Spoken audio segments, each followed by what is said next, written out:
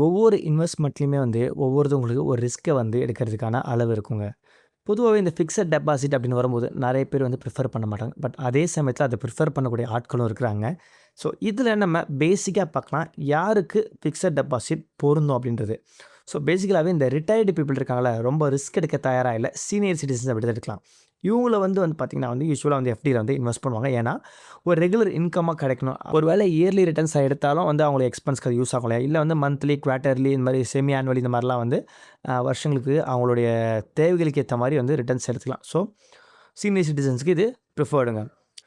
ஏன் அப்டின்னா, இந்த மாரி ஏஜ் அதிகமான பீப்பிள் வந்து நெறைய ரிஸ்க் எடுக்க முடியாது திருப்பின்றனால, அவங்களோட கேப்பிட்டல் ரொம்ப புரொடெக்ஷனா பாதுகாப்பா இருக்கும். ஓகேங்களா? அடுத்த விஷயம், ஹை இன்ட்ரெஸ்ட்ட அவங்க எக்ஸ்பெக்ட் பண்ண மாட்டாங்க. இனிமேட்டு நெறைய ரிட்டர்ன்ஸ் கிடைக்கும் அப்டின்லாம். இருக்கிற பணத்த வச்சு எப்படி வந்து எவ்ரிடே லைஃப்ப ரன் பண்ணணும் அப்டின்னு நெனைப்பாங்க. அவங்களுக்கு இது அ நல்லாவே பொருந்துங்க. 2வது விஷயம், இது வந்து லோ ரிஸ்க் சரிங்களா? ஏன்னா, ஸ்டேபிளாவும் இருக்கணும். ஒரு வேள வந்து கேரண்டட் ரிட்டர்ன்ஸும் கிடைக்கும் எஃப்டி பொறுத்தவரைக்கும் உங்களுக்கு. அதனால வந்து லோ ரிஸ்க் தான் நான் எடுக்க போறேன். எனக்கு ரிட்டர்ன்ஸ்லாம் பெருசு இல்லங்க. எனக்கு என் பணம் வந்து பாதுகாப்பா இருக்கணும் அப்படின்னு நினைச்சீங்கன்னா, அவங்க ஈவன் ஏஜ்டான பீப்பிள் இல்லனாலும் அவங்க வந்து இந்த மாரி எனக்கு ஸ்டேபிள் அண்ட் கேரண்டட் ரிட்டர்ன்ஸ் கிடைக்கிறதுக்காக நான் இதில வந்து இன்வெஸ்ட் பண்றேன். ஹை இன்ட்ரெஸ்ட் எனக்கு தேவையில்லன்றவங்க இதில முதலீடு பண்ணலாங்க. சில பேர் ஷார்ட் டைம் கோல்ஸ் வச்சிருக்கலாம். மேபி 3 இயர்ஸ்க்கு அப்புறம் தாங்க இந்த பணம் எனக்கு தேவை. அதே நேரத்தில இந்த பணத்த எடுத்து என்னால ரிஸ்க்கான இடத்துல போட முடியாது அப்படின்னு நினைக்கிறாங்க இல்லையா? ஏதாவது ஒரு கோல்ஸ் இருக்கும் இல்லையா? ஒரு எஜுகேஷனுக்காக இல்ல 3 வருஷத்துக்கு கழிச்சு நான் இத வாங்க போறேன், ஒரு பொருள் வாங்க போறேன், ஒரு இடம் வாங்க போறேன் அப்படின்னு ஏதாவது ஒரு விஷயத்துல இருக்கவங்க, கொஞ்சம் பாதுகாப்பாவும் இருக்கணும்.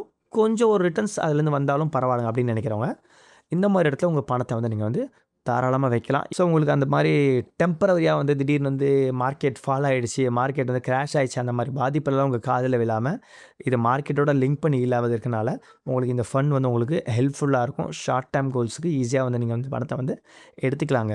ஃபைனலி சேஃப்டியா இருக்கணும். ஒரு இன்கமும் வர மாரி இருக்கணும். அண்ட் கேப்பிட்டல் என்னோட இன்வெஸ்ட்மென்ட் பண்ணவும் பத்திரமா இருக்கணும். பெரிய இன்ட்ரெஸ்ட் கிடைக்கலனாலும் பரவால்ல அப்படின்னு சொல்லிட்டு, பட் கிடைக்கிற ரிட்டர்ன்ஸ் வந்து ஸ்டாண்டர்டா கிடைச்சா போதும்.